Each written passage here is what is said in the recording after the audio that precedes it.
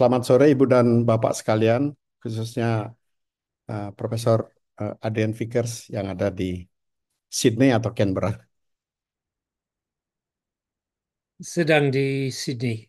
Oh, sedang di Sydney ya, waktu Sydney. Ya, moderator kita Pak Nanang, silakan kita mulai. Yang lain pasti banyak yang menyusul sebentar. Masih dalam penyeberangan Jawa dan Bali.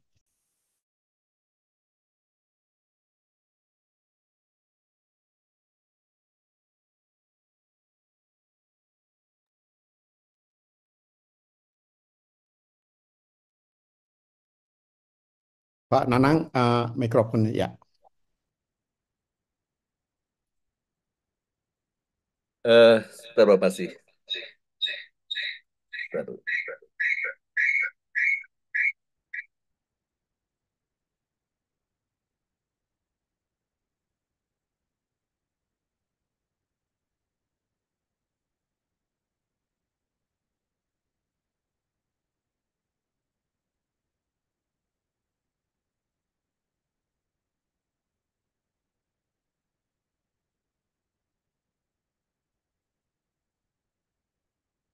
Oke, terima kasih Prof. Dharma Putra. Om Swastiastu, Om Swastiastu. selamat siang kepada seluruh peserta webinar yang telah berkenan hadir pada siang hari ini. Luar biasa, kita bisa bersama-sama dengan salah seorang profesor yang mungkin kita di Bali sangat mengenal beliau, karena beberapa karya beliau telah menginspirasi dalam studi-studi kebudayaan, studi-studi sejarah, antropologi, agama, dan sebagainya. Telah hadir di line kita bersama Profesor Adrian Vickers, ya, yang saat ini berada di Sydney. Selamat siang, Prof. Selamat siang dan salam budaya. Salam budaya, Prof. Terima kasih sudah berkenan hadir dalam eh, webinar series kajian budaya di Universitas Udayana. Oke, Bapak Ibu sekalian, saya tidak akan terlalu lama mengawali webinar ini. Namun sebelum ini dimulai, saya akan meminta sedikit pengantar dari Prof. Dharma Putra untuk mengawali webinar ini. Silakan, Prof. Ya, terima kasih Dr. Nanang Sutrisno, dosen antropologi Fakultas Ilmu Budaya Universitas Udayana dan juga dosen di program studi kajian budaya. Untuk Profesor Adrian Fiker, sekali lagi selamat sore, campur selamat petang, sudah hampir sore di Sydney ya. Pertama-tama saya menyampaikan penghargaan, terima kasih luar biasa.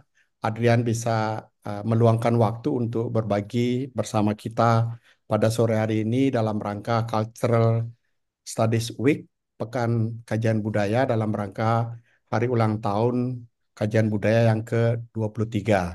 Hadir di sini seperti Adrian bisa lihat, mungkin sudah kenal beberapa, ada dosen Prof. Suci, ada juga teman Prof. Ida Bagus Putu Suambo dari Politeknik Negeri Bali, ada alumni, ada mahasiswa, semuanya dari Bali, tapi ada juga beberapa yang dari luar Bali. Saya ingin menyampaikan hanya 3 hal aja yang singkat dalam kesempatan ini untuk Adrian dan juga untuk teman-teman lain. Pertama, Prodi Kajian Budaya ini dibangun 23 tahun yang lalu oleh Prof. Bagus, Prof. Dr. Igusti Ngurah Bagus, juga atas jasa kontribusi pemikiran dan langkah-langkah dari Profesor Adrian Vickers. Prof. Ngurah Bagus dan Adrian Vickers adalah teman yang akrab sejak lama. Kemudian yang kedua, uh, Profesor Adrian Vickers adalah ketua atau kepala, saya lupa istilah yang tepat, International Advisory Board Universitas Udayana. Sejak beberapa waktu lalu, UNUD yang ingin menjadi universitas yang kelas dunia, merangkul tokoh-tokoh akademisi dunia sebagai pemberi nasihat. Jadi sudah ada beberapa pertemuan dan tahun lalu Adrian datang langsung untuk bercakap-cakap dengan pimpinan dan juga dosen undut memberikan saran sebagai posisinya sebagai advisory board dan ketua bukan hanya biasa. Yang ketiga, yang terakhir, senang sekali kita akan mendapat topik culture history of Java and Bali dan Adrian adalah orang yang ahli segala bidang untuk kedua budaya Jawa dan Bali dan juga sebetulnya Indonesia dan Asia Tenggara. Karena beliau juga menulis A History of Modern Indonesia yang seperti yang terdapat di dalam flyer. Apa, bagaimana, dan seperti apa agenda riset kita terhadap kebudayaan Jawa dan Bali dalam konteks eh, kajian budaya. Saya persilakan Adrian dan juga para peserta untuk mengeksplorasinya. Saya kira demikian pengantar singkat, waktunya sepenuhnya untuk Mas Nanang dan Prof. Edian Fikir. Silakan. Terima kasih Prof. Dharma Putra atas pengantar yang luar biasa. Bapak Ibu sekalian, di panggung akademis kita mungkin tidak asing lagi ya dengan Prof. Adrian Vickers. Beliau adalah salah penulis satu buku yang cukup populer, Bali A Paradise Created, ya. Kemudian beliau juga banyak mengkaji tentang Indonesia, tentang Jawa, tentang Bali, dan kali ini bersama-sama dengan beliau kita akan bicara tentang cultural history of Java and Bali. Nah, untuk itu tidak berpanjang kata lagi, saya persilakan kepada Prof. Adria Fikar untuk menyampaikan materinya dalam bahasa Inggris atau bahasa Indonesia atau mungkin bahasa Bali. Silakan, Prof. Nggih, dados bahasa Bali, Bali.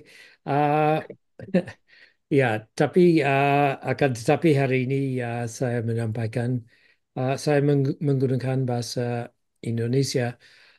Ya, saya sangat berterima kasih ada kesempatan uh, ikut dan bertukar pikiran uh, dengan teman-teman dari kajian budaya dan seperti dibicarakan oleh Prof. Dharma Putra tadi, uh, saya memang dari awal ikut kegiatan di UNUD, khusus terlebih dulu sebagai dosen tamu waktu beliau almarhum Prof. Bagus masih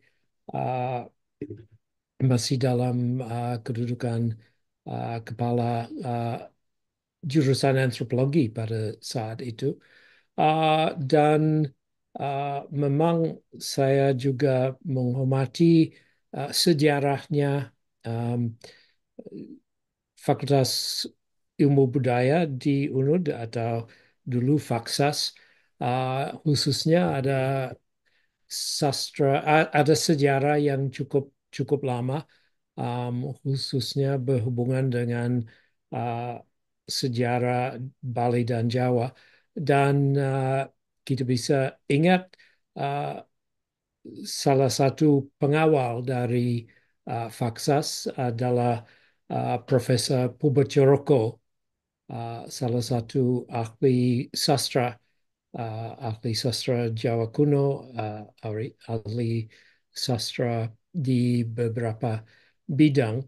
Dan memang warisan beliau sangat sangat kuat. Dan kalau kembali kepada buku-bukunya masih sangat penting untuk pengertian bagaimana budaya budaya Bali tetapi juga budaya Jawa. Dan uh, hari ini saya ingin membicarakan sedikit dari sejarah Bali Jawa dalam maksud untuk ya menunjukkan beberapa hal yang masih bukan misterius tetapi masih belum dimengerti dengan lengkap tentang bagaimana transisi transisi sejarah budaya dari Majapahit sampai Bali dan khususnya Bali sekarang. Dan saya sedang menulis sesuatu untuk ada New Cambridge History of Southeast Asia, di mana saya sama kawan dari Thailand sedang mencari bahan khususnya tentang abad ke dari abad ke-15 atau 16 sampai ke-19, dan boleh dikatakan ada jangka waktu yang cukup mengherankan bahwa kami masih belum punya banyak data atau banyak peninggalan dari uh, abad-abad tersebut yang bisa menjelaskan bagaimana transisi atau evolusi budaya Bali dan bagaimana hubungannya dengan budaya Jawa. Jadi saya mau share sedikit dari beberapa contoh dan beberapa peninggalan yang penting, dan khususnya uh, beberapa apa uh, hal yang baru ditemukan di dalam pencarian sejarah budaya. Oke, saya share dulu. Ya.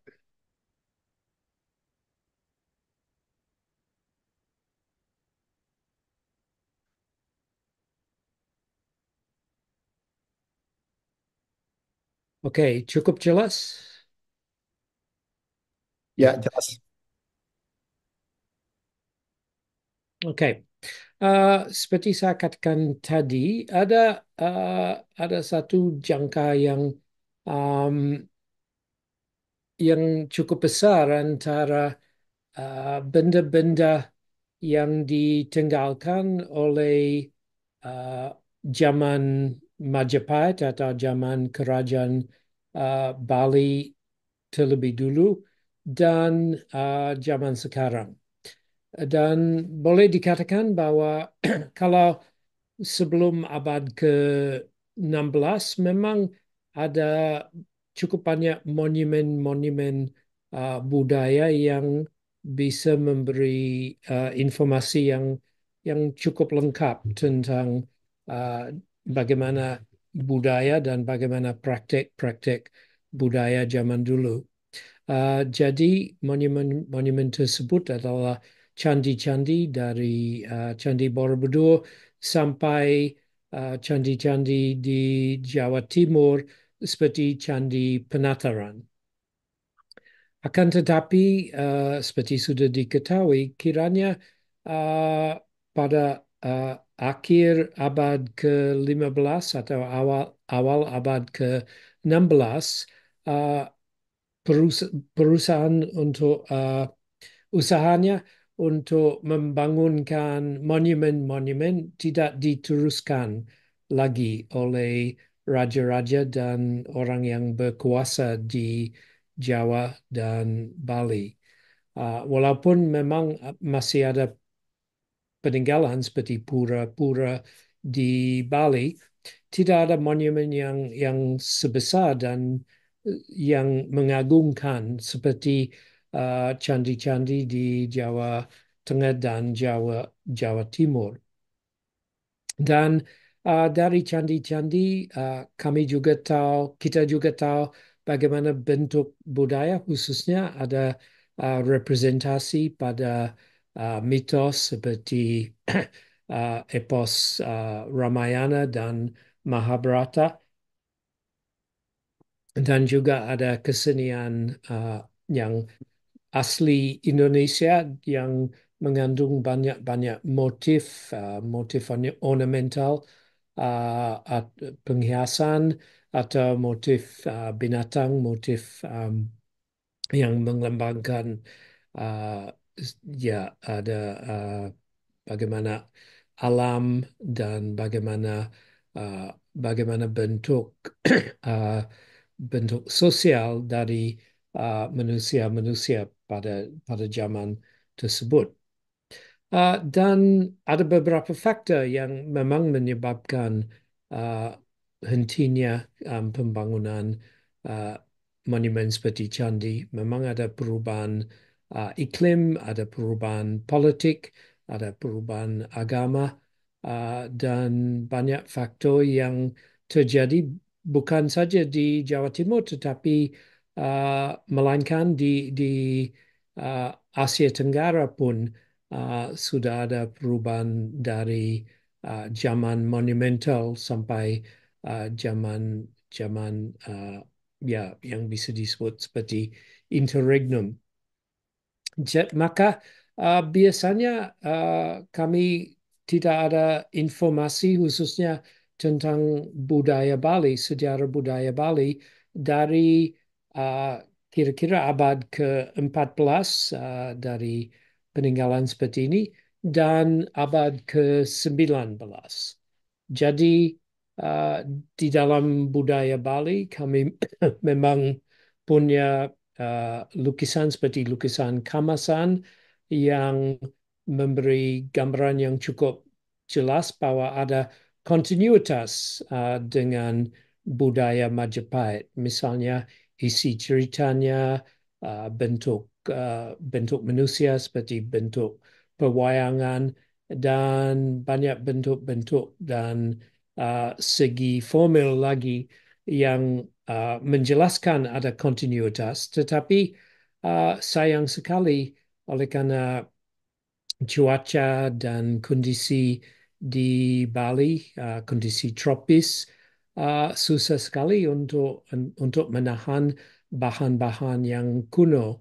Jadi sampai sekarang uh, tidak ada misalnya lukisan Kamasan yang terbukti lebih tua dari tahun 1810 atau kira-kira awal dari abad ke-19.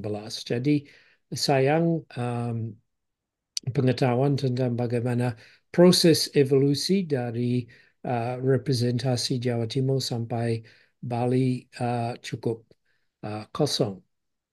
Akan tetapi memang di dalam dasawasa ini terjadinya ada perkembangan di dalam proses ilmiah khusus proses penelitian tentang ya memberi umur yang lebih tepat kepada benda-benda yang kuno. Jadi sebelumnya misalnya kalau ada lukisan seperti ini di atas teluang atau di atas tekstil, biasanya semuanya dianggap hanya bisa tahan dari mungkin 100 atau paling lama 200 tahun. Jadi dianggap tidak ada misalnya tekstil uh, yang masih ditahan lebih dari sebelum abad ke-19. Tetapi di dalam beberapa tahun yang lalu ada beberapa peneliti mulai dari kolektor dan museum di Amerika Serikat yang menggunakan carbon 14 dating, yaitu proses ilmiah di mana deteriorasi bahan-bahan karbon di dalam kayu atau di dalam tekstil, di dalam kapas bisa diperiksa dan bisa diberi tanggal yang lebih tepat. Yang paling mengherankan kabar yang baru-baru ini bahwa ada beberapa tekstil yang ditahan di Indonesia dan umurnya maaf lebih dari 700 tahun. Jadi yang paling tua yang diberi tanggal dari carbon 14 adalah salah satu batik, dan ini menarik oleh karena sebelum ini tidak ada bukti bahwa batik sebenarnya tua sekali, tetapi dari penelitian satu fragmen, bukan tekstil lengkap, tetapi satu fragmen tekstil yang terdapat di Sulawesi tetapi dikira asal dari Jawa Timur, dan tekstil ini diberi tanggal paling tua yang lebih tepat mungkin tahun 1277. Ini di dalam proses carbon 14 ada kelompok dari tanggal. Jadi tanggal yang lebih mungkin adalah tanggal yang lebih tua dalam kasus tekstil ini, yaitu abad ke-13. Tetapi ada kemungkinan juga mungkin tekstil ini ada dari abad ke-14. Jadi ada kekurangan kepastian, tetapi masih bisa diketahui bahwa tekstil ini kira-kira 700 tahun dibuat 700 tahun yang lalu, dibuat di Jawa dan dijual atau dikasih sebagai hadiah di uh, di Sulawesi, mungkin di Toraja. Dan alasannya ditahan oleh karena tekstil ini merupakan warisan dari salah satu keluarga yang penting, jadi ditahan agar uh, hanya tidak dikeluarkan atau hanya dikeluarkan untuk upacara besar, walaupun masih fragmen bisa direkonstruksi dan penelitian Sandra Sarjono dan Buckley memberi rekonstruksi bahwa bentuk asli dari tekstil ini mirip dengan ini, yaitu dengan ada binatang yang mungkin kucing atau luwuk, tetapi juga mungkin bisa disamakan dengan singa, tetapi juga ada bentuk seperti candi Jawa Timur atau Jawa Tengah, dan ada bentuk ini yang mirip dengan bentuknya geringsing dari Tenganan. Ini salah satu bukti yang penting oleh karena di dalam kesusastraan lama seperti Kidung Panji Malat Rasmi dan beberapa kidung yang lain yang berasal dari abad ke-16 atau abad ke-17, disebut di sana uh, uh, ada sarung geringsing, kain geringsing, dan motif-motif kain geringsing juga disebut di dalam cerita Panji Malat Rasmin dan beberapa cerita Panji lain. Jadi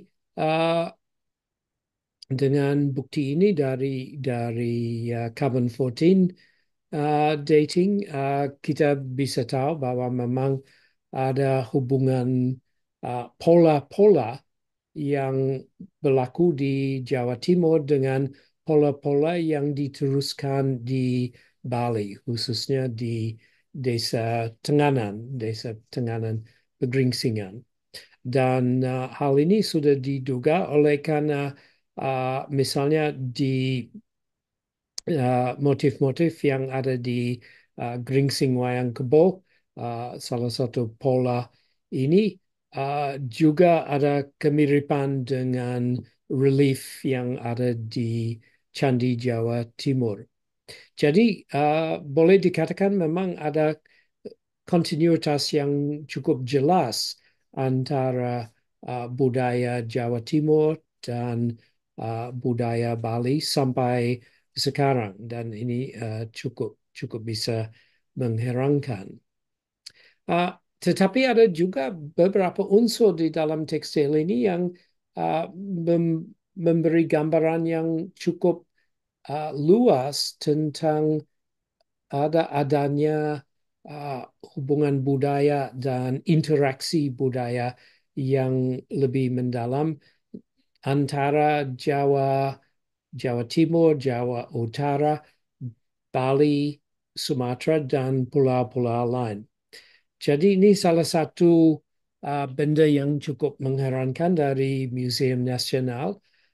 Salah satu patung atau dasar um, dari tiang dari makam salah satu dari Wali Songo, orang yang suci yang membawa Islam ke Jawa, di makam Sunan Sendang di Sendang Dur, abad ke maaf, abad ke-16. Patung ini juga mengingatkan binatang ini yang ada di dalam batik yang lebih tua. Dan menurut penelitian Elaine Nyoto dan kawan-kawan dari AFO dan Balai Arkeologi, uh, kemungkinan besar ada juga pengaruh atau interaksi budaya uh, Jawa dan Tionghoa, atau khususnya melalui Vietnam, oleh karena ada juga persamaan bentuk-bentuk dan persamaan motif yang terdapat di Sendang Dua dengan patung-patung atau bentuk binatang di Vietnam. Jadi sangat sangat menarik bahwa uh, budaya Jawa memang mempunyai hubungan yang cukup erat dengan budaya-budaya Asia Tenggara lain, uh, antara lain Vietnam, bukan saja Thailand atau Kamboja. Dan yang lebih luas adalah hubungan Jawa dengan kebudayaan Tionghoa di sini. Oleh karena biasanya dikira budaya India yang paling kuat mempunyai pengaruh di Jawa, tetapi juga menarik bahwa budaya Tionghoa juga ada peranannya. Akan tetapi masih ada yang belum dimengerti dengan lengkap, bagaimana uh, tahap-tahap atau tapak-tapak di dalam perjalanan budaya. Dan ini salah satu contoh yang baru dipublikasi di dalam buku tentang koleksi Art Gallery of South Australia. Ini satu batik yang lain mungkin kemungkinan besar berasal dari Jawa Timur, tetapi kapasnya atau dasarnya dibuat di tekstilnya dibuat di India, dan batik ini terdapat di Lampung di Sumatera Selatan, dan jauh berbeda dengan batik yang lain.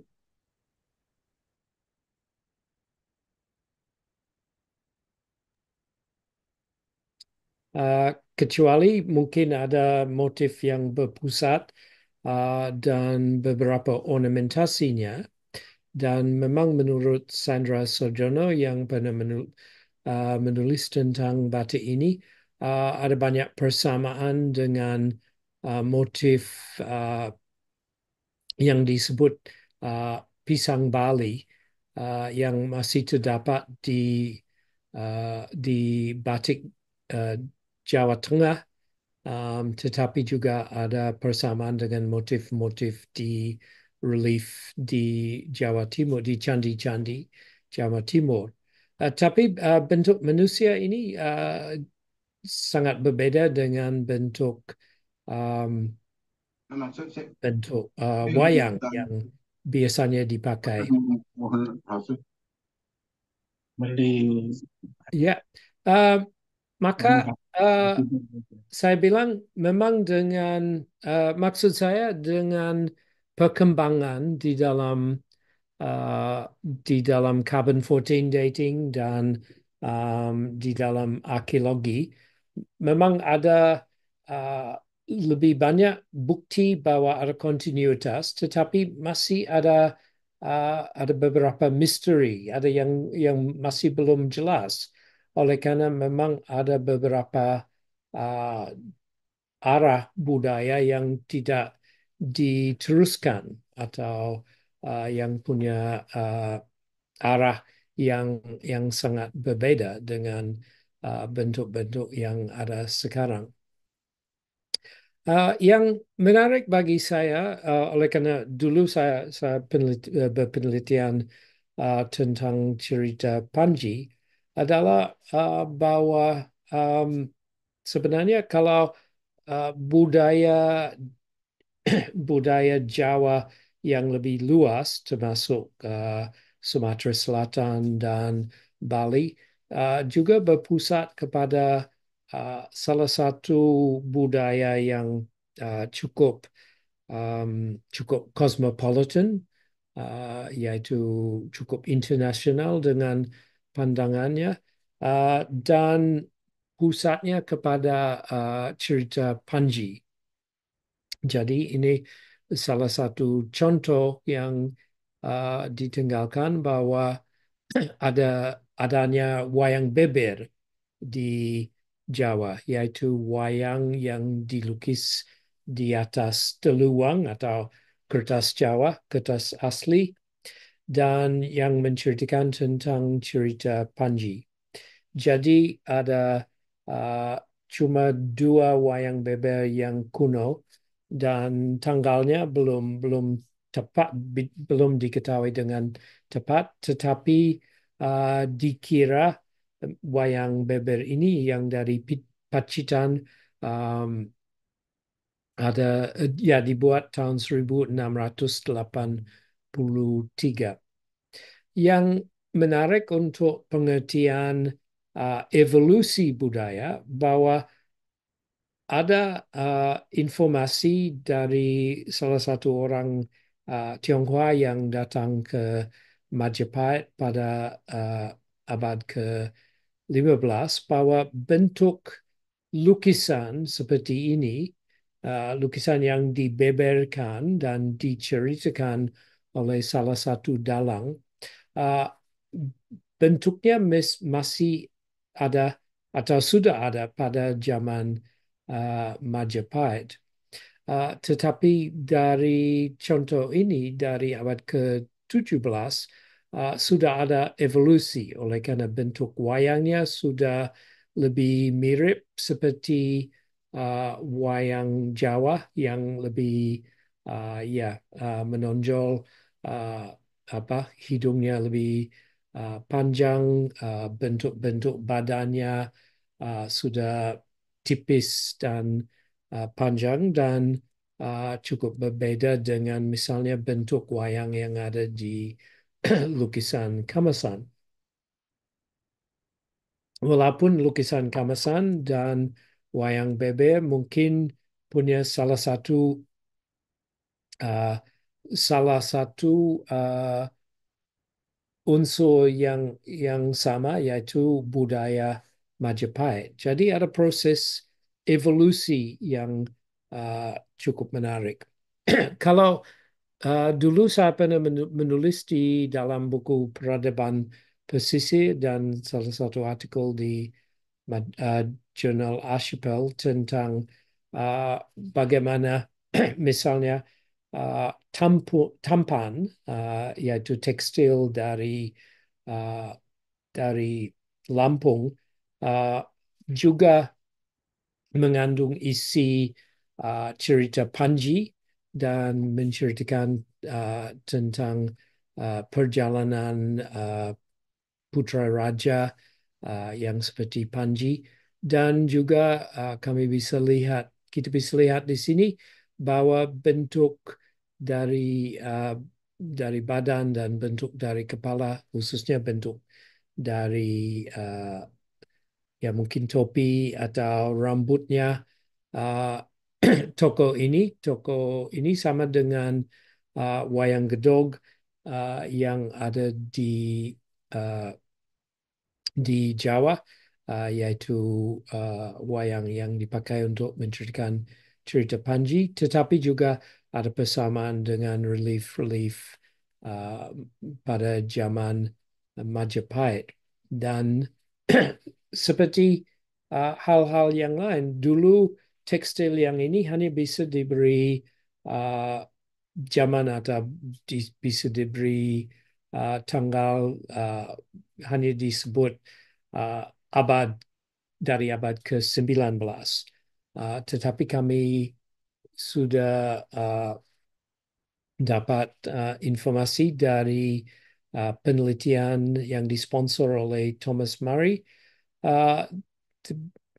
bahwa kalau menggunakan carbon 14 dating, jadi dengan C14 sudah ada bukti bahwa tekstil ini seperti tekstil Lampung ini dengan cerita yang seperti cerita Panji sudah ada dari abad ke-16, yaitu kalau tekstil ini diberi tanggal 1530-an sampai 1630-an.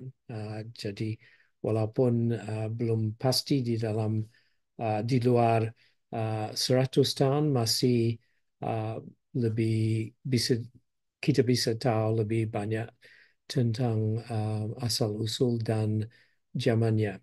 Dan hal ini berarti bahwa budaya Panji dan cerita-cerita yang laku di Jawa Timur masih di dalam sirkulasi di luar Jawa, Timur, di luar Jawa Utara, sampai ke Sumatera Selatan. Dan seperti sudah diketahui, sesudah zaman itu memang cerita Panji menyebar sampai semenanjung Melayu dan sampai Muang Thai, sampai ke Burma dan Kamboja. Ini salah satu proses penyebaran budaya yang menarik sekali. Jadi bagaimana kalau kembali kepada budaya Bali? Yang sangat menarik bahwa memang ada kontinuitas di dalam bentuk-bentuk motif yang terdapat di Bali, tetapi sampai sekarang belum diberi tanggal atau belum dapat dating yang tepat. Akan tetapi di Art Gallery of South Australia baru-baru ini ada penelitian menggunakan carbon 14 dating dengan beberapa pintu yang berasal dari Bali, kiranya berasal dari Buleleng. Salah satunya pintu ini yang ada ukiran cerita Panji, cerita Tantri di atas, dan ada juga hiasan yang mengandung binatang, juga dari cerita Tantri, tetapi juga ada motif seperti motif teratai dan motif bunga-bunga yang lain yang ada persamaan dengan motif-motif yang terdapat di relief Jawa Timur. Dan juga pintu dari pura, kiranya dari pura, mungkin dari rumah, diberi tanggal bahwa diukir kira-kira di antara tahun 1650 dan 1750. Jadi abad ke-17 dan atau ke-18. Tapi lebih tua lagi adalah pintu ini yang punya beberapa motif yang sama, tetapi juga sedikit berbeda, tetapi masih ada binatang, ada teratai, ada juga ukiran yang cukup halus. Dan pintu ini diberi tanggal 1447 sampai 1587. Jadi masa Majapahit atau sesudah masa Majapahit. Jadi ini memang membuktikan bahwa ada kontinuitas yang cukup besar di Bali antara Majapahit dan zaman sekarang. Tetapi, ups, dan maaf, ada yang hilang. Ada juga motif di dalam lukisan ini yang bersamaan dengan motif yang terdapat di pesisir Jawa, khususnya Jawa Utara di sekitar Demak. Ada juga lebih ke tengah di Mantingan. Ada motif-motif ukiran yang hampir sama dengan ukiran yang terdapat di Bali. Memang membuktikan uh, ada lalu lintas budaya antara Jawa dan Bali yang berterusan, walaupun Majapahit sudah runtuh, walaupun ada timbulnya kerajaan-kerajaan Islam di Jawa, tetapi masih ada hubungan budaya yang cukup erat walaupun berlainan agama. Salah satu bukti budaya yang cukup menarik juga adalah koleksi topeng, ya, koleksi tapel-tapel yang ada di Belah Batu. Aslinya di Pura Penataran topeng Belah Batu, sekarang ada di salah satu pura khusus untuk keluarga Gusti Jelantik, Gusti Ngurah Jelantik di Belah Batu. Dan topeng ini cukup menarik oleh karena menurut cerita aslinya ada dua versi cerita. Salah satu bahwa mereka dikasih oleh Raja Majapahit, Maharaja Majapahit kepada uh, nenek moyang Ngurah Jelantik zaman dulu, tetapi ada juga kemungkinan besar dan yang lebih bisa ditetapkan bahwa tapel-tapel ini dibawa dari Jawa Timur, khususnya Pasuruan, ke Bali pada abad ke-17, kira-kira pada tahun 1939. Dan seperti contoh-contoh yang lain, tapel-tapel ini membuktikan bahwa memang ada kontinuitas yang kuat sekali antara budaya Jawa Timur dan budaya Bali, tetapi juga ada perubahan yang terjadi. Ini salah satu artikel yang kuno dari Nuston tentang koleksi tapel-tapel ini, memberi foto-foto yang lengkap, dan baru-baru ini ada buku dari Prof. Made Bandem dan kerjasama dengan Bruce Carpenter yang membawa foto-foto yang baru dari tapel-tapel ini yang dianggap sangat suci dan jarang sekali difoto, mungkin sekali dalam satu abad bisa difoto.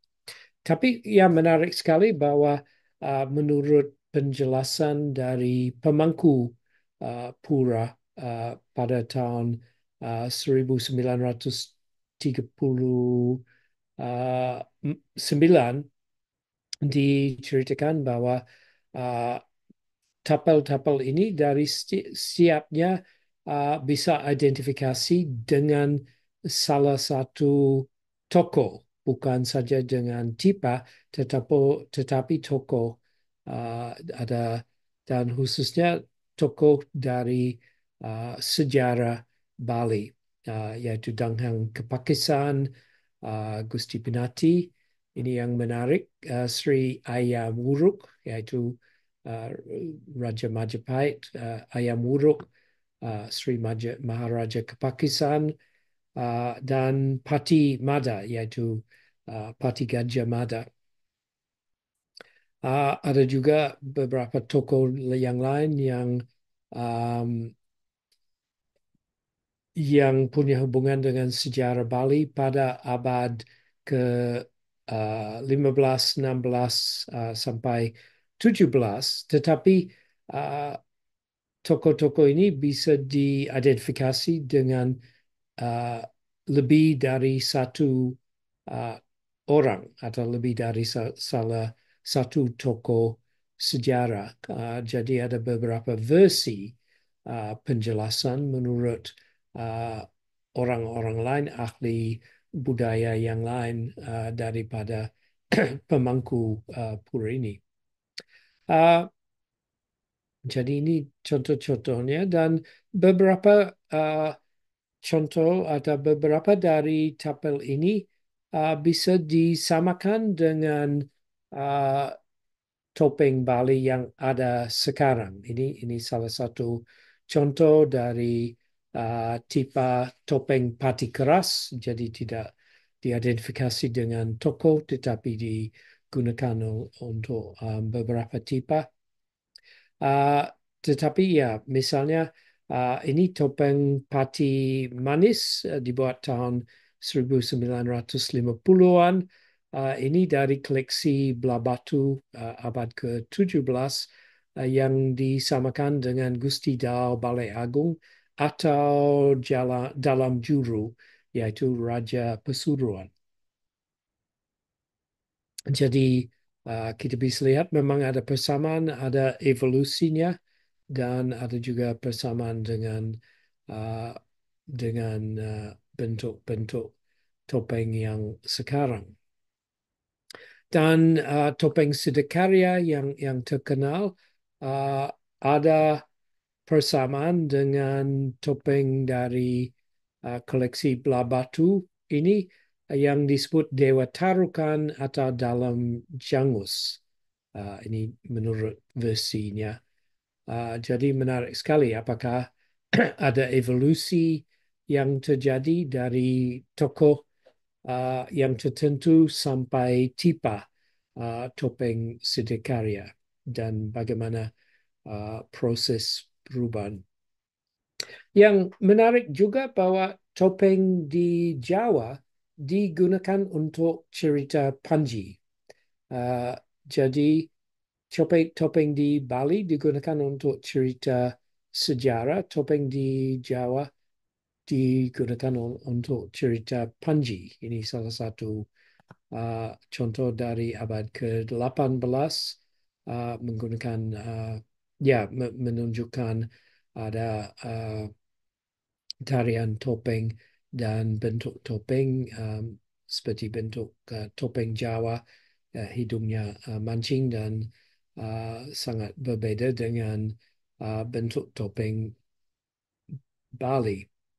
Dan seperti diketahui, kalau cerita Panji di Bali, pertunjukannya hanya di dalam gambu.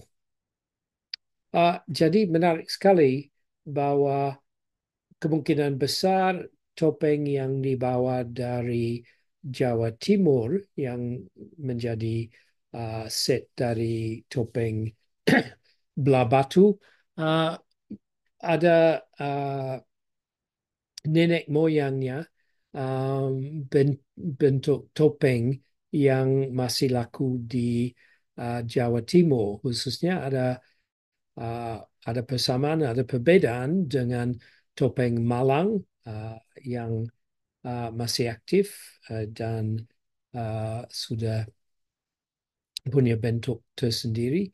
Tetapi juga bisa dibandingkan dengan topeng dari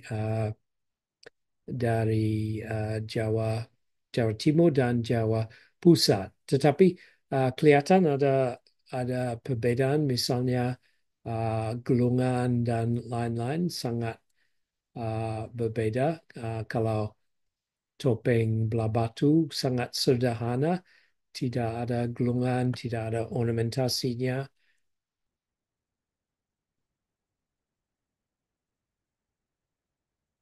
Yang menarik, topeng yang paling tua yang masih bisa diberi identifikasi yang tepat adalah topeng yang dikoleksi oleh Raffles pada awal abad ke-18 dan sekarang tersimpan di British Museum. Jauh lebih polos daripada bentuk ini dari Malang.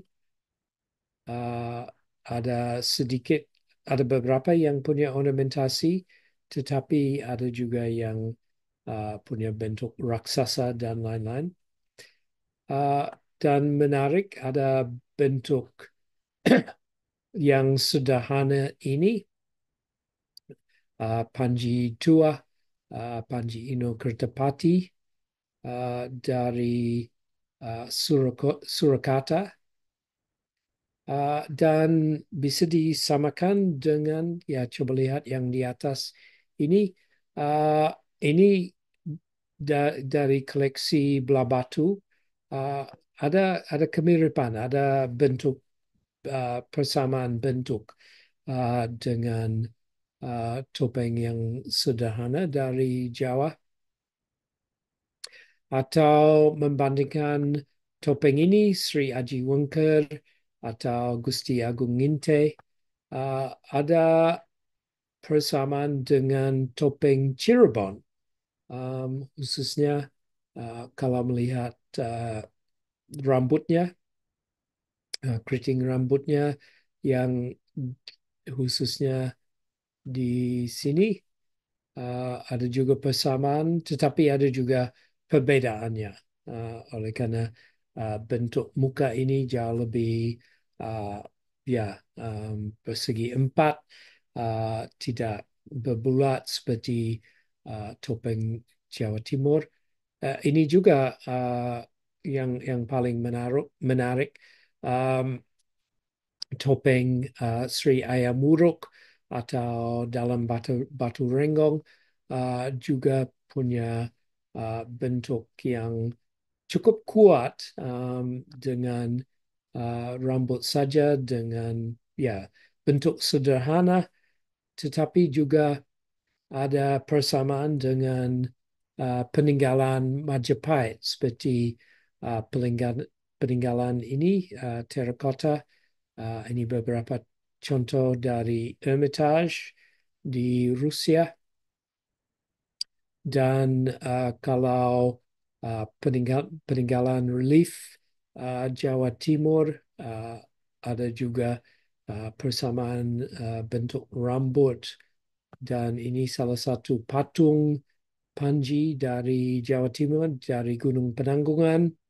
Ada juga bentuk muka yang bisa disamakan dengan bentuk muka dari topeng-topeng belah batu itu.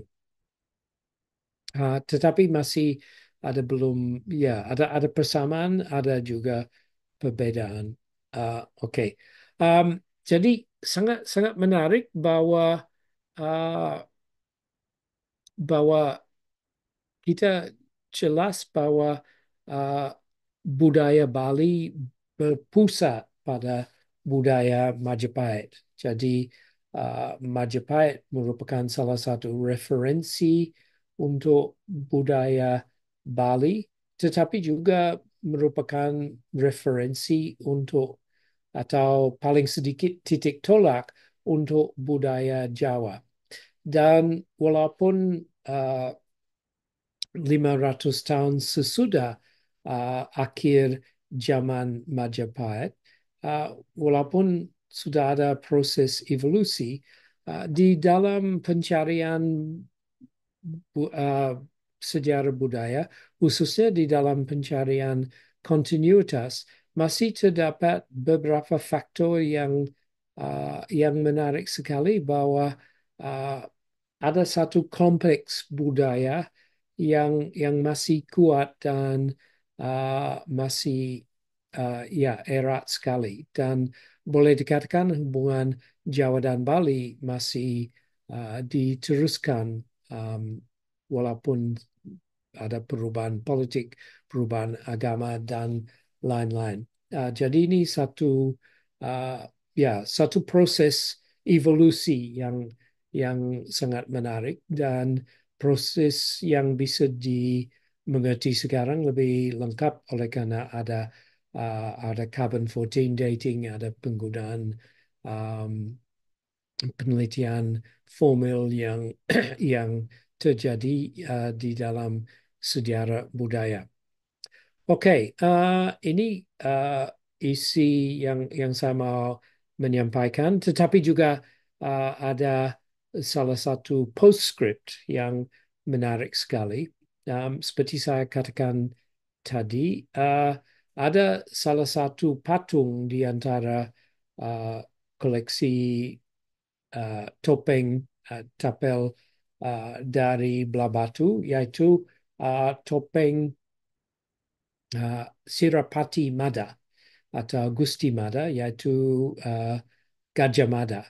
Dan topeng ini sangat legendaris, dua kali dipinjam oleh Soeharto waktu menjadi presiden untuk ya digunakan sebagai pusaka waktu mau mendirikan kerajaannya, yaitu mendirikan Orde Baru.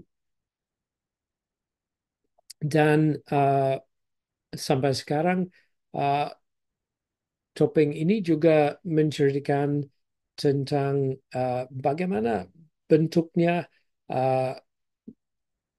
Gajah Mada, tetapi sangat berbeda dengan imajinasi dari bentuk Gajah Mada lain. Ya, jadi ini topengnya.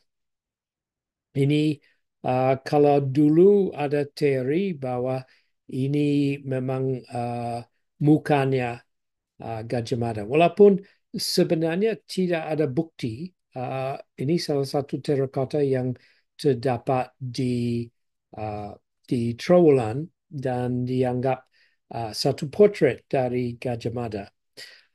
Ini teori ini dikemukakan oleh Muhammad Yamin oleh karena mungkin ada persamaan yang cukup dekat dengan mukanya Muhammad Yamin sendiri, dan mungkin dia mau menganggap diri sebagai Pati Gajah Mada.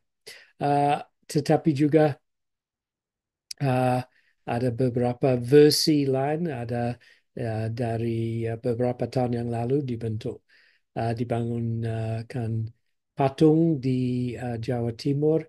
Ada juga teori Agus Saris Munandar bahwa Pati Gajah Mada mungkin lebih mirip dengan tokoh Prajanata, yaitu satu pengikut Panji atau Bima di dalam patung Majapahit. Tetapi saya kira mungkin tapel ini tidak bisa dianggap sebagai portrait langsung, tetapi hanya memberi imajinasi tentang dengan tokoh, bagaimana lambang tokohnya, atau bagaimana ada beberapa simbol atau beberapa hal yang melambangkan bahwa ini berhubungan dengan Gajah Mada. Tapi ini salah satu misteri yang lain tentang sejarah Bali dan Jawa. Oke, sekian dulu.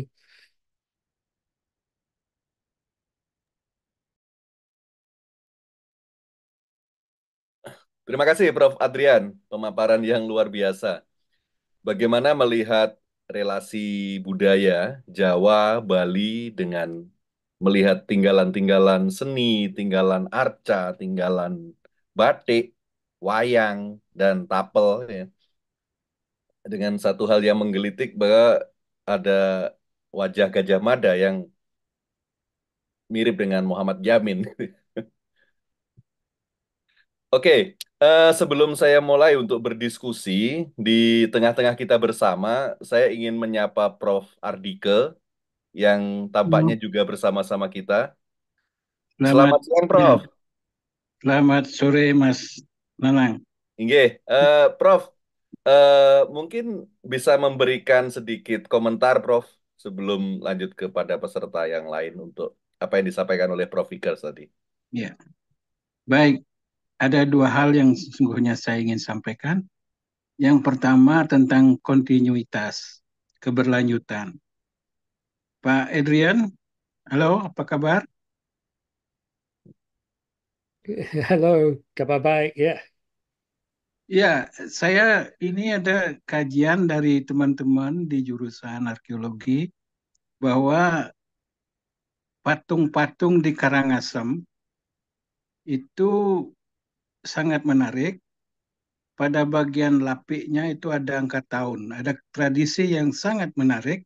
Tidak perlu kita cari carbon dating. Dia menuliskan angka tahun kapan arca itu dibuat. Itu dari abad ke-13 sampai abad ke-19, Pak Edian. Dan itu menunjukkan bahwa tipe-tipe patung gunung penulisan, tipe-tipe gunung penulisan itu tampaknya berlanjut di Karangasem. Tidak di Gianyar, Bangli, dan Buleleng. Itu tangkapan saya dari kajian teman-teman di Prodi. Pertanyaannya, apakah karena Karangasem di luar pusat Majapahit atau di luar kekuasaan ya Raja-Raja Majapahit, seni gaya seni Karangasem itu tampaknya berlanjut dari Bali Madya dari abad ke-13 sampai abad ke-19. Sedangkan di Gianyar, di Bangli, di Buleleng itu tidak berlanjut. Itu yang pertama yang ingin saya sampaikan. Yang kedua tentang singa, Pak. Kebetulan saya sedang menggarap ini pratima-pratima di koleksi Museum Bali. Itu banyak sekali patung-patung yang menggambarkan singa. Bahkan ada yang paling banyak adalah singa-singa yang bersayap itu. Seperti singa Ambara Raja, seperti itu. Jadi memang budaya Cina tampaknya memberikan kontribusi yang cukup besar dalam seni patung terhadap kebudayaan Bali. Dan itu sudah kita buktikan dari secara arkeologis dari zaman ya pra-Hindu sudah ada kontak dengan Cina, gerabah-gerabah Cina banyak kita temukan di Semiran, di Pacung, di Bali Utara. Jadi itu barangkali informasi dan komentar saya. Mohon Pak Adrian memberikan tanggapan ataupun penjelasan lebih lanjut. Terima kasih Pak Adrian. Terima kasih Pak Ya, Nanang. sama-sama. Inggih, Ya. terima kasih, Prof. Itu tadi tanggapan dari Prof. Ardike. Mungkin Prof. Adian mau menanggapi langsung. Hmm. Ya, sangat menarik. Dan hal yang pertama memang uh, ya salah satu pertanyaan yang cukup penting. Jadi mengapa daerah yang tertentu bisa menahan bentuk budaya walaupun uh, sudah dilewati oleh daerah-daerah yang lain. Um, Ya, jadi uh, mungkin ada persamaan dengan evolusi bahasa. Misalnya uh, Mhm. kalau bentuk-bentuk bahasa Inggris, ada bentuk bahasa Inggris uh, yang ditahan di uh, pulau-pulau yang terpencil di uh, Amerika Serikat uh, yang mirip dengan bentuk lama dari bahasa Inggris, walaupun ada evolusi bahasa Inggris yang terjadi di Inggris sendiri. Jadi memang ya ada mungkin daerah yang terpencil, tetapi juga uh, daerah yang punya usaha untuk menahan bentuk budaya, yaitu oleh karena ada hubungan dengan identitasnya, ada hubungan dengan uh, tokoh-tokoh di antara komunitas, agar mereka lebih cenderung untuk menahan bentuk-bentuk yang lebih lama. Ini salah satu hal yang sangat penting, dan kabar yang baru untuk saya tentang patung-patung di Karangasem. Jadi bagus untuk diteruskan sebagai topik penelitian. Hal yang kedua memang ya singa sangat menarik, bahwa ada bentuk-bentuk yang berbeda. Dan ya, yang paling mengherankan bahwa tidak ada singa di Indonesia pada aslinya. Jadi ada harimau, ada kucing, ada luwak, banyak binatang-binatang yang berhubungan dengan singa, tetapi tidak ada singa seperti terdapat uh, di Asia Utara atau di Afrika. Jadi ya, mengapa singa ini menjadi simbol, uh, dan memang ada interaksi budaya yang cukup cukup penting. Jadi hal ini sangat sangat menarik, bahwa uh, seperti ya, binatang imajiner atau binatang yang belum dikenal dengan alam sudah menjadi uh, binatang yang paling diutamakan. Ya, terima kasih. Dan memang bagus bahwa ada penelitian tentang koleksi Museum Bali, oleh karena koleksi ini sangat penting, dan penelitian yang diadakan tentang koleksi masih masih cuma sedikit-sedikit. Jadi saya senang sekali mendengar ada penelitian baru. Ya, terima kasih. Oke, Terima kasih terima Pak. kasih Prof. Ardike dan Prof. Adrian yang sudah berinteraksi tentang satu topik yang menarik tadi.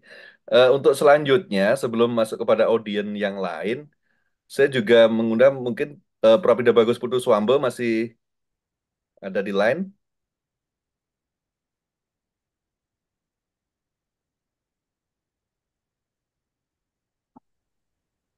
Oh, iya. Silakan Prof. Swambo untuk memberikan komentar atau gini dengan kepada Prof. Adrian. Om Swastiastu. Om Swastiastu. Assalamualaikum warahmatullahi wabarakatuh. Selamat siang. Salam sejahtera untuk kita bersama. Terima kasih pada Mas Nanang dan juga kepada Bapak Pangeran Vickers, peserta yang lain. Sangat menarik topik yang dibawakan hari ini. Mengingatkan kembali masa lalu bahwa Jawa dengan Bali itu sudah berhubungan demikian rupa. Mungkin karena letak geografisnya yang dekat, banyak cerita, banyak pengaruh-pengaruh bagaimana hubungan eh, kerajaan dulu, ya, di mana pasca Majapahit banyak naskah-naskah yang diselamatkan di Bali sampai sekarang. Itu memperlihatkan hubungan Jawa dengan Bali demikian rupa. Jadi penelitian dari Bapak Profesor Elian Vickers sangat membantu kita untuk memahami masa lalu, apa yang eh, diberlanjutkan di Bali. Nah, satu hal mungkin perlu diperhatikan adalah eh, kebudayaan Bali itu sendiri karena keduanya berkembang bersama-sama. Tapi pemikiran kita selama ini seolah-olah Jawa itu mempengaruhi Bali. Tidak pernah Bali itu mempengaruhi Jawa. Pikiran kita, padahal saya kira keduanya berkembang juga. Ya. Apa yang disebut dengan Bali asli ya, karena kan demikian, Bali yang belum dipengaruhi oleh Majapahit atau zaman-zaman sebelumnya, seperti zaman Kediri, zaman eh, waktu Kerajaan Kertanegara misalnya, dengan Singasari Kediri itu juga sudah berhubungan dengan Bali, gitu. Tapi Bali sendiri juga berkembang demikian rupa, melahirkan suatu kebudayaan, bahkan sering kita berpikir pengaruh India itu melalui Jawa. Padahal ada beberapa penelitian dari Bapak Profesor Ardike misalnya, beliau justru melihat ada hubungan kebudayaan India itu tidak selamanya langsung dari Jawa, tapi juga bukan dari Jawa. Mungkin langsung dari daerah-daerah di Indochina, di India sendiri langsung ke Bali, gitu. Nah, ini suatu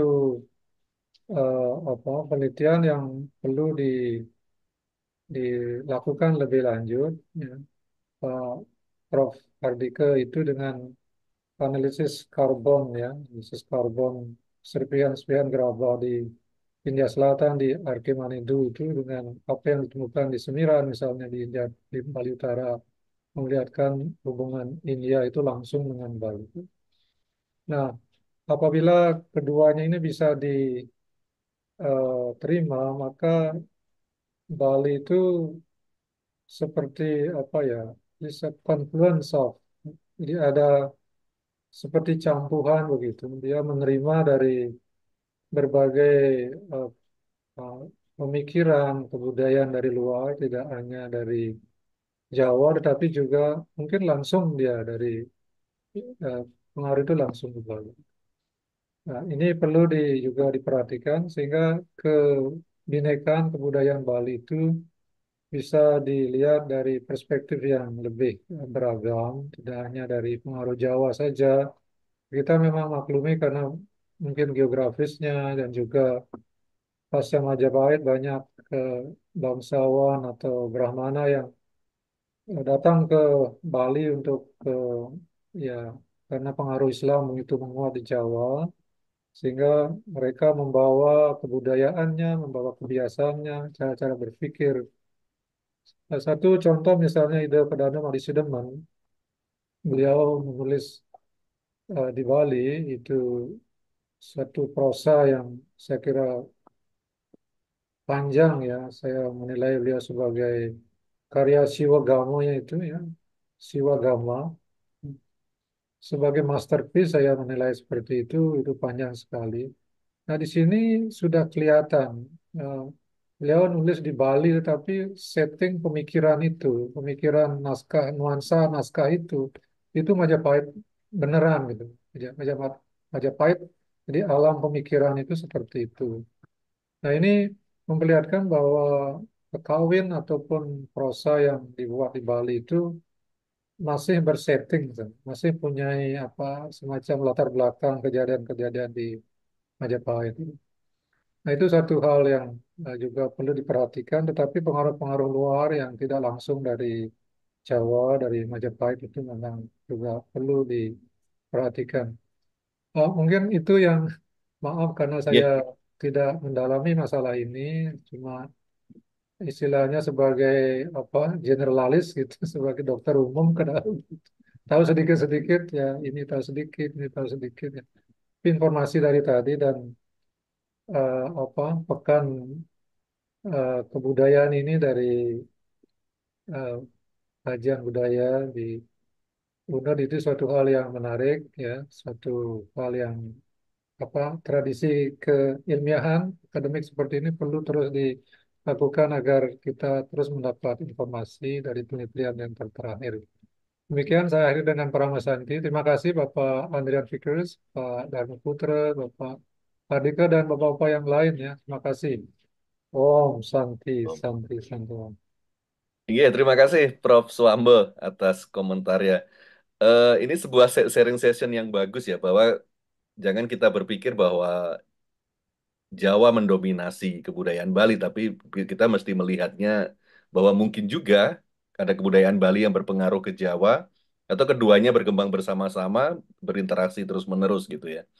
Mungkin Prof. Adrian bisa memberikan tanggapan atau komentar. Hmm. Ya, terima kasih. Dan terima kasih Pak Prof. Swamba. Ini memang sangat penting dan saya sangat setuju bahwa uh, mungkin di dalam proses uh, perubahan budaya kita tidak ya tidak bisa dipikirkan sebagai apa one way street atau jalan satu arah. Um, saya kira walaupun uh, kami belum punya semua data-data yang lengkap, tetapi saya kira memang prosesnya lebih interaktif. Oleh karena uh, kita tahu bahwa memang ada ada orang Bali yang terus ke Jawa. Ada beberapa ekspedisi seperti Gusti Panji Sakti yang berperang di Jawa Timur. Akan tetapi ada juga uh, pengiriman apa tukang atau juga pengiriman misi-misi diplomatis antara kerajaan Bali dan Jawa. Dan saya merasa pasti bahwa ini tidak terjadi, ya tidak hanya merupakan pengaruh Jawa ke Bali, tetapi kemungkinan besar ada juga pengaruh Bali ke Jawa.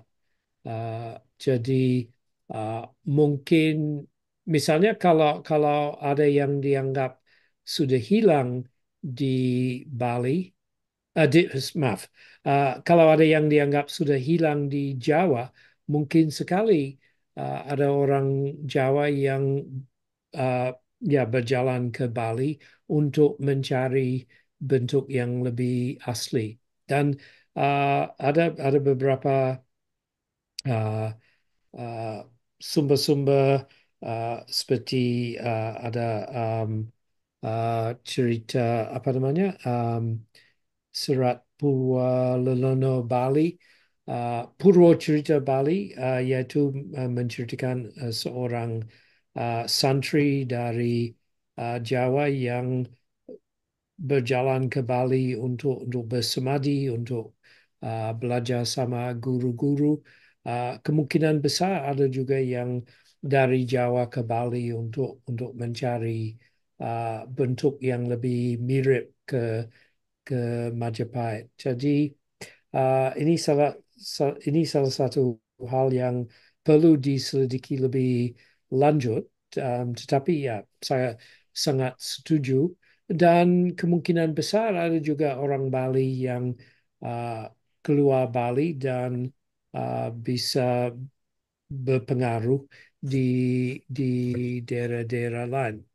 Salah satu buktinya adalah uh, masjid di Angke di Jakarta. Masjid ini dibuat di satu daerah di mana ada orang-orang Bali yang dibawa, ada yang dibawa ke Jakarta sebagai budak, ada juga yang menjadi tukang perang di untuk VOC, dan mereka masuk Islam, tetapi waktu buat membangunkan masjid, mereka masih pakai motif-motif Bali kesenian Bali di dalam arsitekturnya. Jadi ini salah satu contoh. Tetapi kita tahu memang ada budak Bali atau tukang perang Bali yang jalan sampai ke Afrika Selatan atau ke India. Jadi ini pengaruhnya masih perlu diselidiki lebih lanjut. Ya, jadi terima kasih atas pertanyaannya. Ya, terima kasih Prof. Ardian. Bapak Ibu para peserta webinar yang terhormat,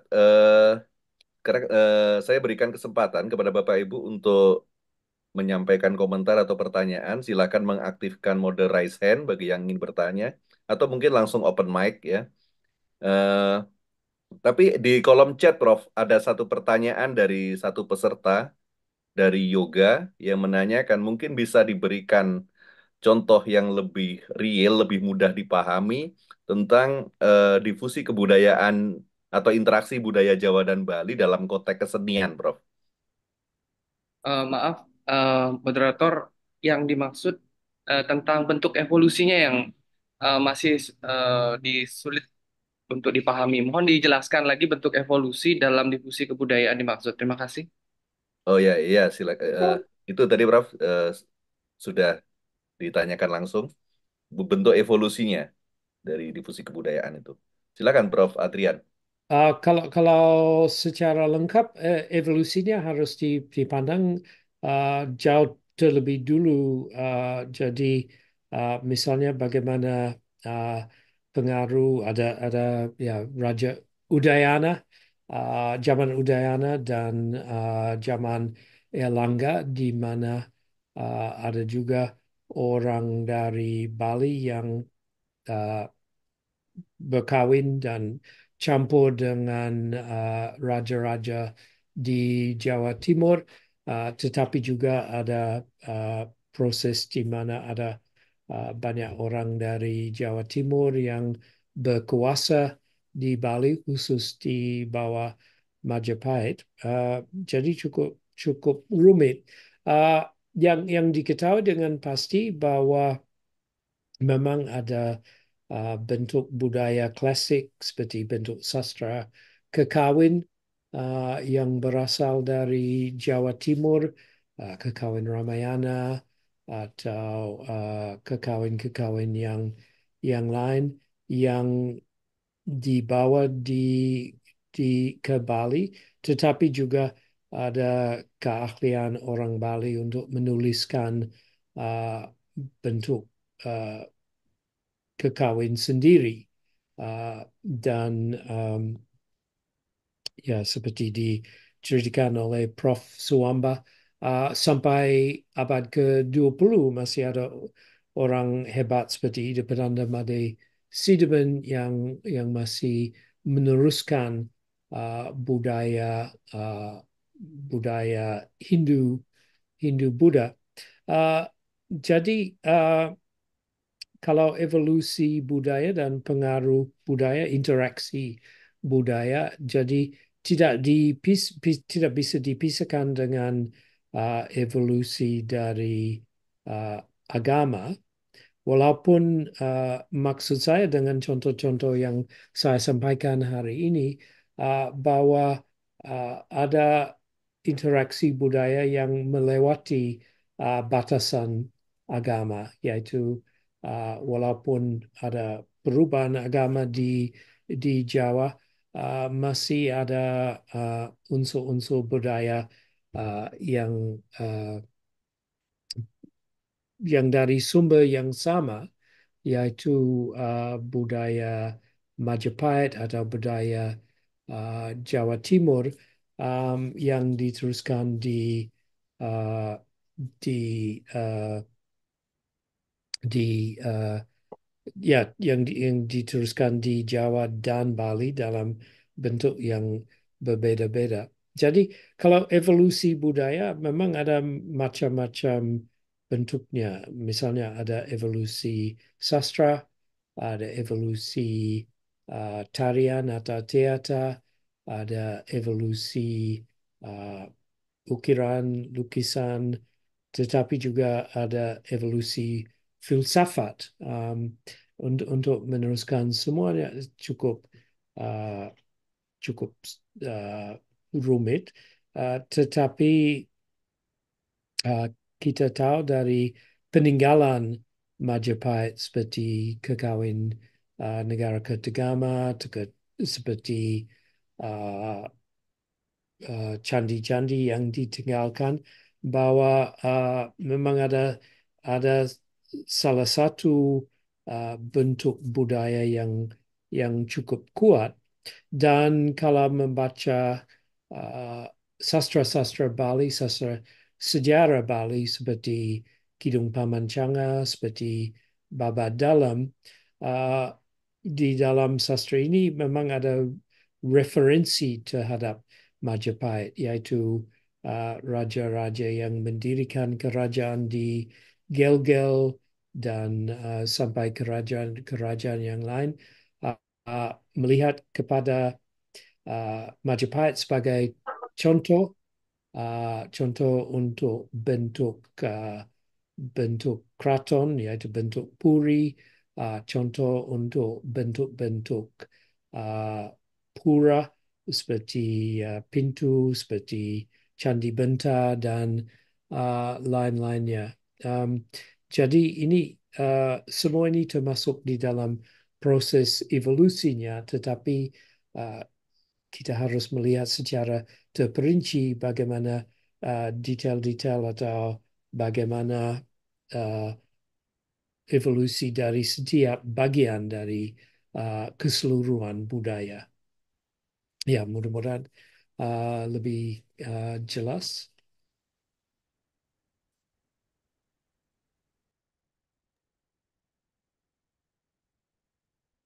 Terima kasih Prof. Adrian. Gimana Pak Yoga sudah Ya, terima kasih membaca atas banyak? tanggapannya. Jadi semakin tidak yakin ada evolusi. Terima kasih. Ya, oke. Eh, Selanjutnya di kolom chat itu ada Dr. Dian Butler yang mungkin punya satu permintaan menarik yang perlu kita dengarkan bersama. Saya persilakan kepada Dr. Dian Butler.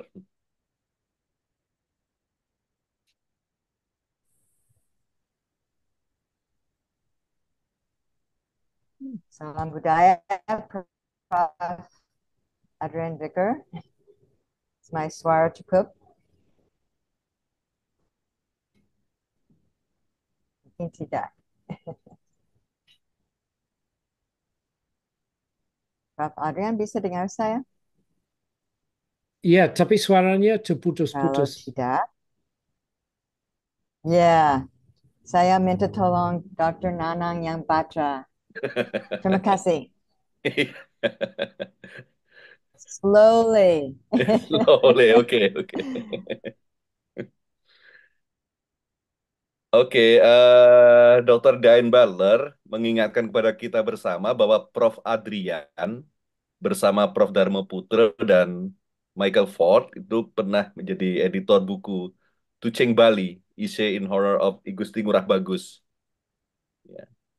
Eh, Seandainya memungkinkan, mungkin ada versi e-books yang bisa dibaca oleh kita semua. Itu pesan dari Dr. Dian Butler.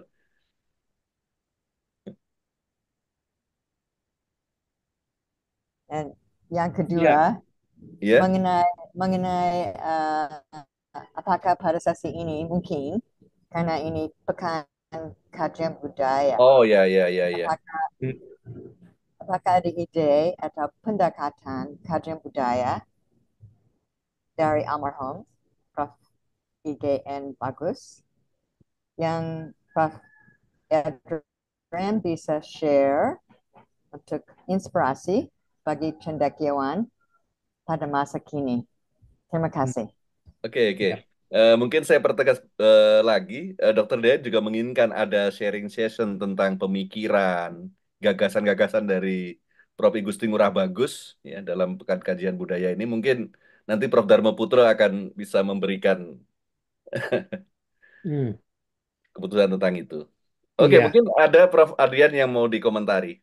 Ya, ada. Yang pertama, Ya, kita harus dari dulu punya acara untuk buat versi e-book, tetapi sampai sekarang belum jadi. Mungkin tahun ini saya akan pensiun, jadi mungkin tahun depan saya bisa bikin e-booknya. Uh, Lalu mengenai ya bagaimana inti dari pendekatan atau bagaimana uh,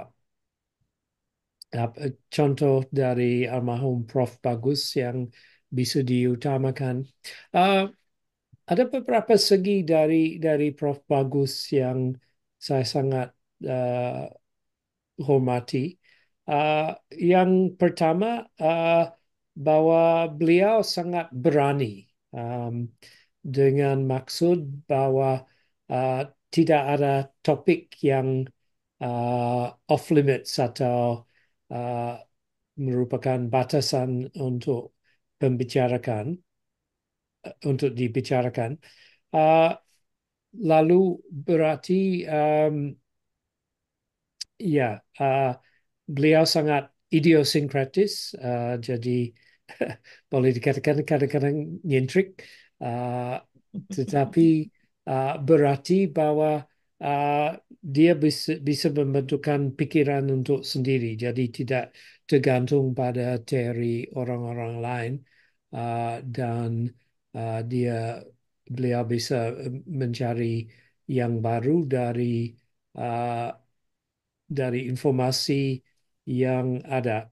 Uh, yang penting juga bahwa beliau menghubungkan bentuk-bentuk budaya, yaitu uh, hasil budaya, uh, baik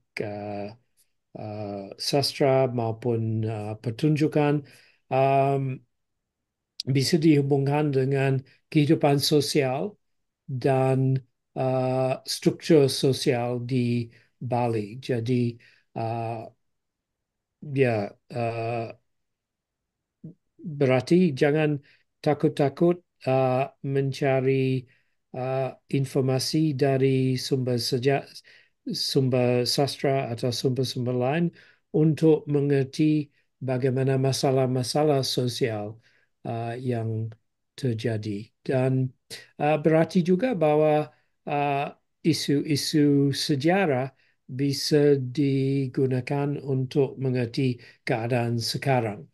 Mungkin ini beberapa uh, pendekatan yang penting. Ya, Pak Prof. Dhammaputra, bagaimana? Ya, saya setuju Adrian dan ingin menambahkan sedikit dengan bahasa yang lain tentang karakteristik Profesor Dr. I Gusti Ngurah Bagus.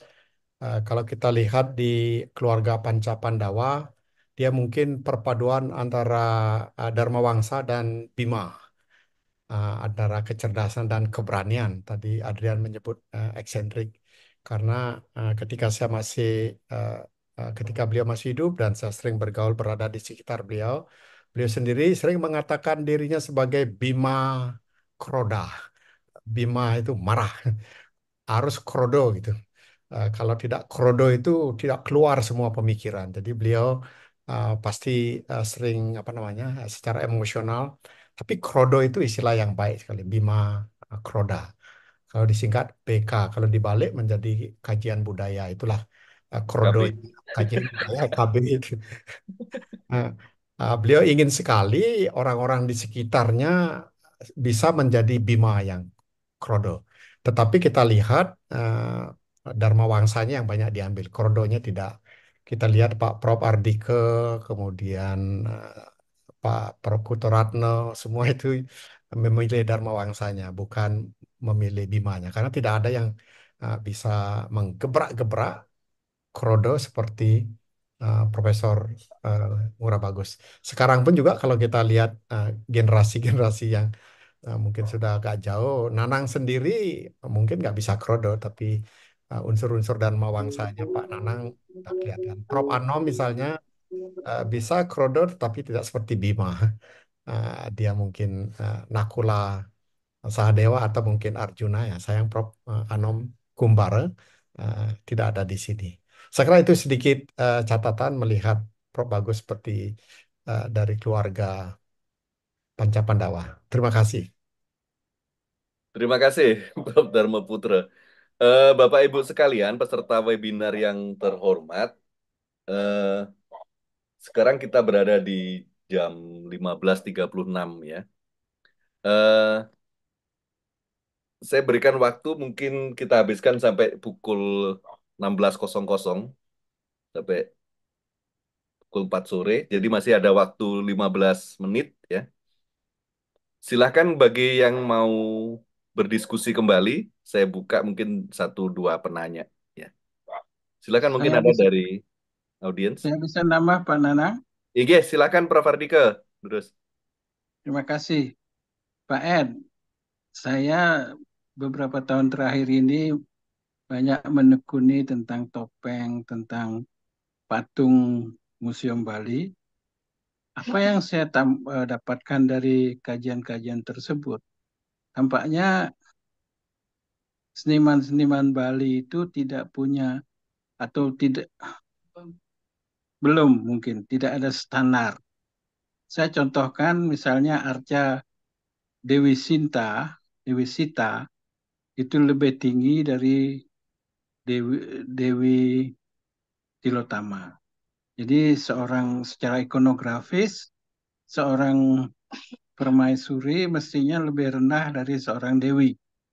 Sehingga saya berkesimpulan dengan cepat di Bali, seniman-seniman Bali, patung Bali itu tampaknya tidak punya aturan baku ya atau standar tentang bagaimana menggambarkan tokoh raja atau tokoh dewi seperti itu. Artinya Trimurti misalnya di koleksi Museum Bali ukurannya mestinya berbeda dengan dewa-dewa yang lain, tapi tidak kami lihat standar yang berbeda itu.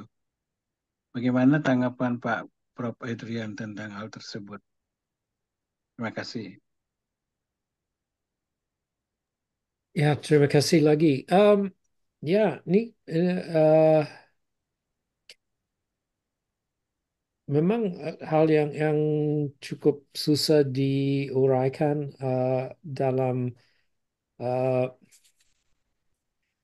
untuk membuat penjelasan yang jelas, yang lengkap. Oleh karena saya kira memang uh, mungkin patung-patung ya, setiap daerah punya tradisi patung sendiri, tetapi juga patung-patung tersebut punya maksud yang berbeda. Misalnya ada yang langsung menjadi pratima di dalam ya upacara besar dan punya peranan yang sangat mendalam dalam proses agama. Ada juga yang lebih dekoratif maksudnya atau tidak punya fungsi yang sama. Uh, Akan tetapi ya saya kira uh, bisa bisa mencari uh, atau perlu ada penelitian yang lebih mendalam bagaimana uh, hubungan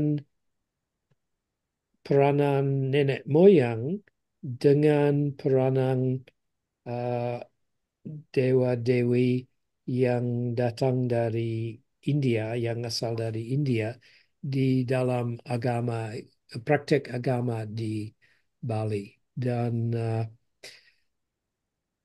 misalnya kadang-kadang kalau masuk satu pura, satu kuil um, dan diceritakan ya mendapat informasi tentang pelinggi yang ada, uh, kadang-kadang identitas uh, dari dewa dari siapa yang dikeramatkan di dalam pelinggi ini agak kurang jelas dan tidak bisa langsung dihubungkan dengan um, dengan uh, identitasnya dewa-dewi dari Hindu. Hal ini berarti bahwa praktik agama di Bali sangat kuno dan ya luar biasa kunonya, oleh karena uh, ada akarnya yang bersama dengan akar um, agama yang dipraktik oleh orang Austronesia yang Ya, menyebar ke Lautan Pasifik. Jadi yang menarik adalah peninggalan dan penerusan praktek agama dan bentuk praktek sampai sekarang. Dan misalnya kalau waktu saya berjalan ke tempat-tempat di Pasifik seperti di Tahiti atau tempat-tempat yang lain, saya masih bisa melihat ada persamaan dengan praktek yang masih terdapat di Bali. Jadi ini mungkin uh, beberapa indikasi dari kunonya praktek agama di Bali, tetapi um, ya masih banyak yang perlu diteliti di sana. baik. Terima kasih Pak Adrian. Ya, terima kasih Pak Prof, Pak Adrian. Oke, mungkin satu penanya lagi ya Prof Adrian. Ini dari Putu Eka Gunayasa, salah satu dosen muda kami di Fakultas Ilmu Budaya, penggelut sastra Jawa kuno. Silakan, Guna. Baik, terima kasih Mas Nanang Sutrisno atas kesempatannya. Selamat sore waktu Bali, Pak Adrian Vickers. Terima kasih atas berbagai informasi baru dalam kajian kebudayaan, kontinuitasnya di Jawa dan Bali, termasuk juga di Asia Tenggara yang sangat penting. Saya ada satu pertanyaan kepada Prof. Adrian. Saat ini salah satu figur topeng yang sangat penting di Bali adalah Sidekarya, Prof. Adrian. Jadi hampir dalam setiap upacara besar yang diselenggarakan di Bali itu selalu ada topeng Sidekarya dan juga masyarakat Bali memohon tirta penyucian atau ruatan dan kesuksesan itu di Pura Sidekarya. Nah, agak menarik sekali apa yang Prof. Adrian sampaikan tadi bahwa dalam beberapa kajian ada temuan informasi yang menyebutkan bahwa topeng Sidakarya itu disamakan dengan dalam tarukan seperti itu. Nah, saya ingin bertanya secara lebih khusus kepada Prof. Adrian, bagaimana proses ini bisa terjadi sehingga satu karakter itu bisa diasumsikan mewakili dua figur. Kalau boleh bertanya satu lagi, apa kira-kira makna dari kehadiran figur uh, topeng Sidakarya itu yang secara ikonografis kita lihat beliau bermata sipit, kemudian dengan gigi yang agak ke depan begitu. Dan kalau kita lihat perbandingannya dalam konteks barong misalnya di Bali itu ada barong landung yang juga sipit. Nah, saya ingin bertanya lebih luas, lebih makro, apa ini ada hubungannya dengan budaya Austronesia yang Pak Prof. Adrian Vickers sebutkan tadi menyebar secara kuno di Indonesia sehingga kemudian um, ada wajah-wajah yang menyerupai wajah orang Cina mungkin yang digambarkan dan kemudian diabstraksi dan seterusnya. Terima kasih banyak Prof. Adrian dan terima kasih banyak kepada Prof. Dharma Putra dan S3 Kajian Budaya yang menyebabkan acara ini bisa berlangsung dengan lancar. Terima kasih.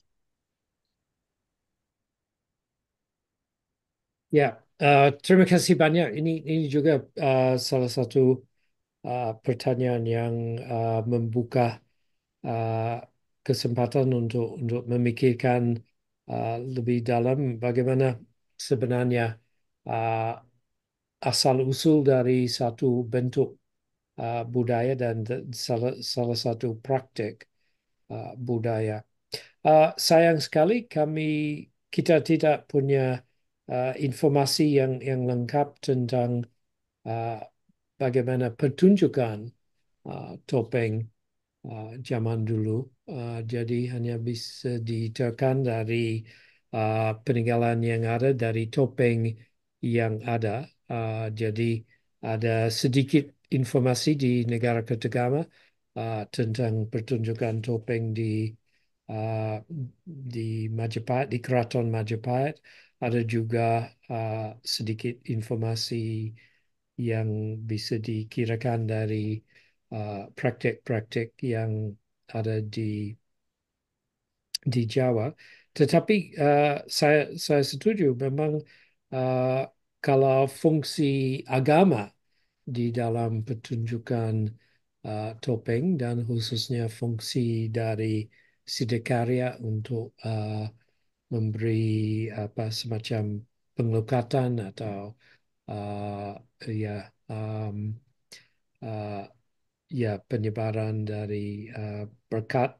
Uh, jadi um, kemungkinan besar ya ada unsur dari praktek agama yang sangat berbeda. Tetapi saya sendiri tidak tahu secara terperinci bagaimana misalnya bentuk-bentuk yang ada di dalam kaum Austronesian.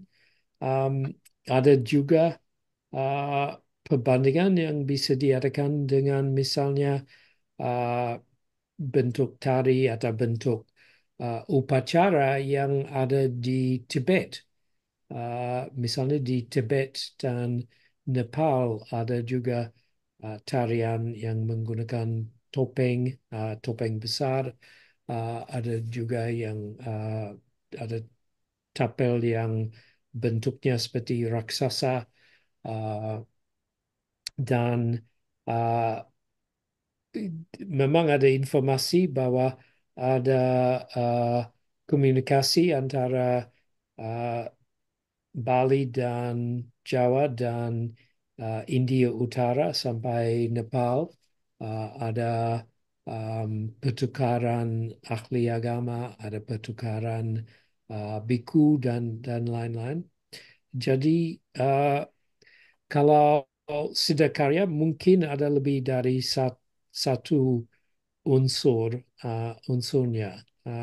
Saya kira betul bahwa kalau Siddhikarya dan Barung Landung keduanya ada persamaan dengan bentuk-bentuk Tionghoa, khususnya patung-patung Tionghoa.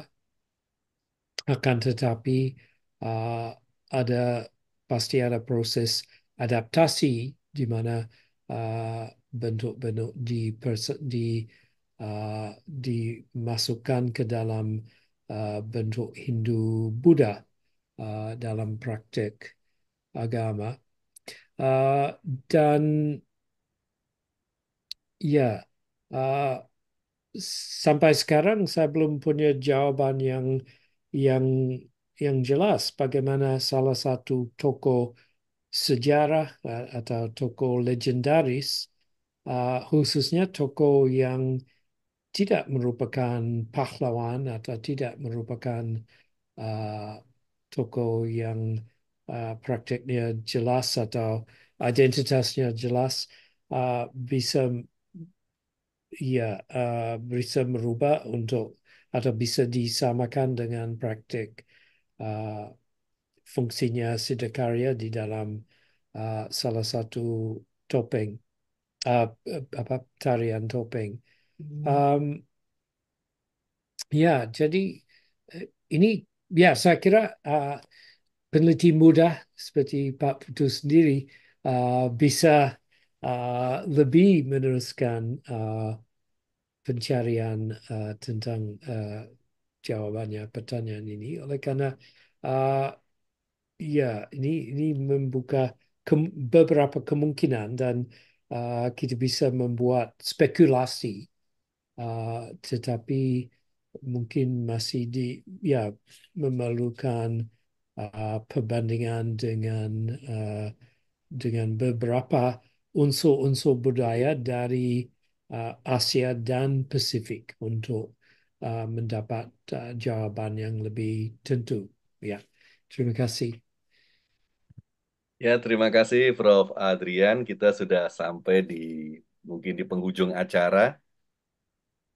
Eh, Pertama, saya tidak akan menyimpulkan apapun ya dari apa yang disampaikan dari ini. Semua sudah sangat terang, sudah sangat jelas, dan kita semua patut mengaturkan matur suksme. Thank you so much kepada Prof. Adrian Fikar atas kesempatannya berbagi bersama kita bersama, atas waktunya yang diberikan untuk berbagi bersama kita di kajian budaya, kemudian di link webinar ini, sehingga kita bisa sharing begitu banyak informasi tentang cultural history of Java and Bali yang demikian penting, dan kita bisa membuka kemungkinan-kemungkinan baru untuk membuat studi-studi yang lebih yang lebih bagus ke depan, terutama pada banyak hal yang tadi sempat bermunculan dan ini memantik ya minat akademis kita untuk melakukan studi lebih lanjut. Thank you, Prof. Adrian.